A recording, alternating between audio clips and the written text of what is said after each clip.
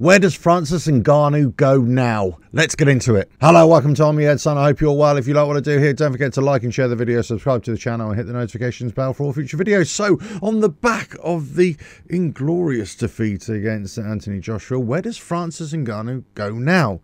Now, after the fight, AJ was basically saying, no, stay in boxing, stay in boxing.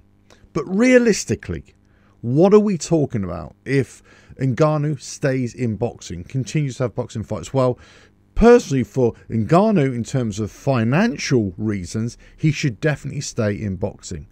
If he can pick 2 or 3 more fights, he's going to earn quite a few million, especially if he stays in favour with Saudi Arabia. Now, in terms of financial sense, if these fights were held anywhere else, let's say the UK or the United States, I don't think anybody's going to pay for it.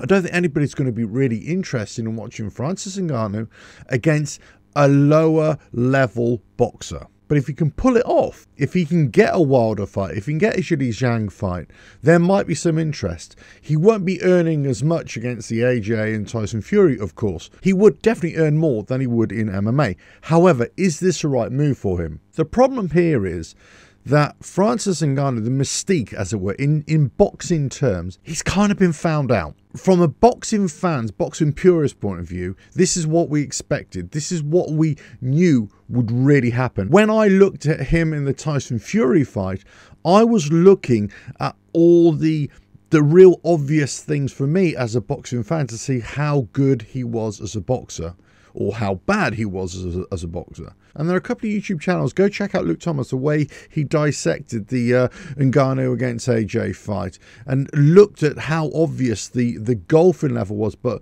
really where the fundamentals were letting Ngannou down. And look, this is no slur on Ngannou, not whatsoever. This is an amazing fighter, an amazing presence, an amazing story, but he's just not a boxer at that level.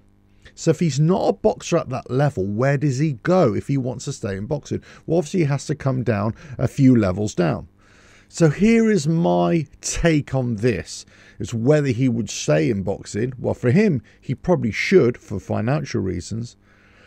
But in terms of competition, then he can't expect to sit at the top table anymore. He's going to have to sit at a much lower level. Now, at a much lower level, what does that mean? Well, he could still come up against a very decent fighter who's not even at the world level, who would give him a run for his money, who would really show him the difference between MMA fighting and heavyweight boxing. There is a difference here. My concern here is that I don't think he's going to find a boxer who's interested in a pathway to a world title fight who's going to want to take on Ngannou. One, there's the obvious risk, the puncher's chance that he could win. Of course, there's always that.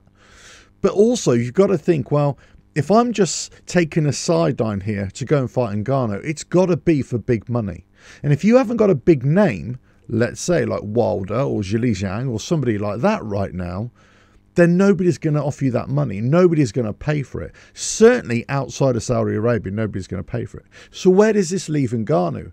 He probably wants to stay in boxing to earn the big money, but there's probably nobody there who really wants to fight him. And if you're really aiming a little bit lower level on the boxing level, as it were, then who's going to want to watch it? Now, I've got to say, I don't. That's the honest truth. I don't want to watch that. I definitely don't want to watch Ngannou in a rematch against Tyson Fury. I see there's no merit there.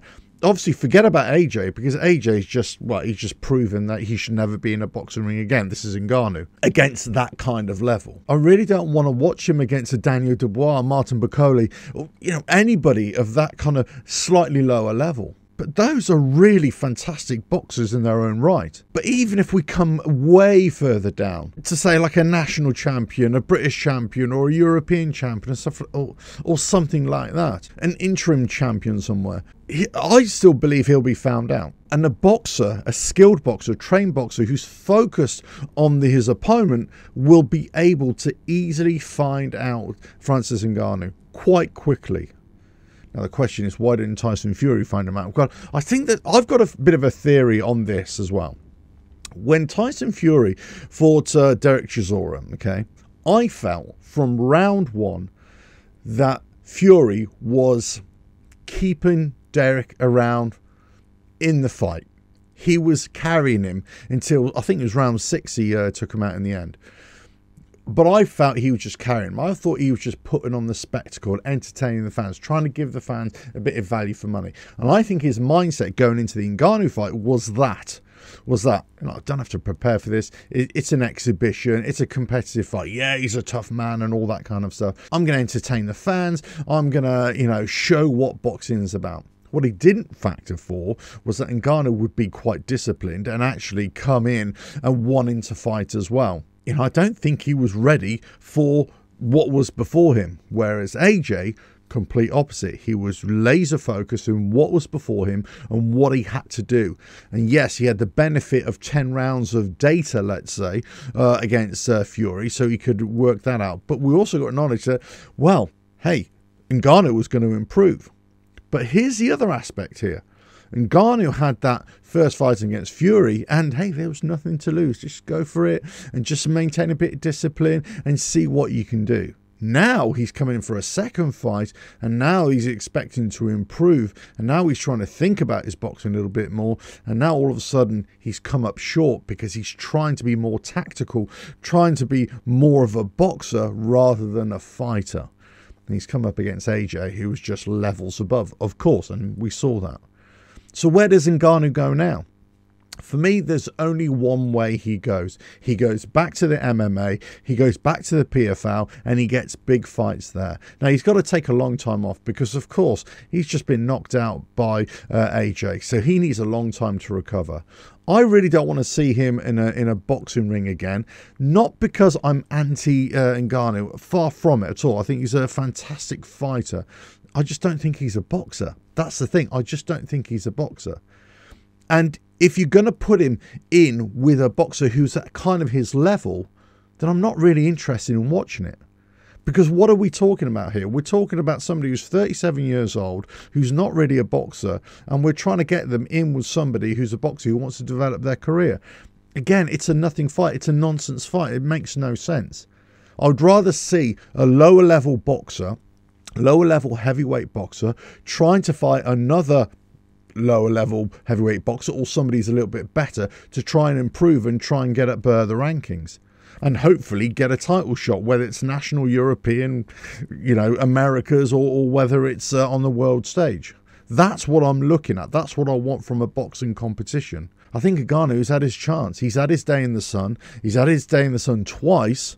Very fortunate to get the first opportunity, even more fortunate to get the second opportunity against AJ, because let's face it, if Wilder hadn't screwed up against Joseph Parker on December 23rd, that's the fight that we would have watched over the weekend, not this fight.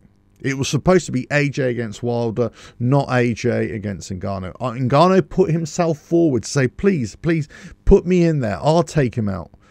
And obviously he got found out. That's for me. This is the way I see it. I think he would want to stay in boxing. His earning potential is going to be so much more if he can find the right fight. And I think a Wilder, possibly a Zhang, maybe that, you know, that they could take that fight in terms of age as well, age appropriate in terms of on that level, and possibly it might be a bit of an interesting matchup stylistically.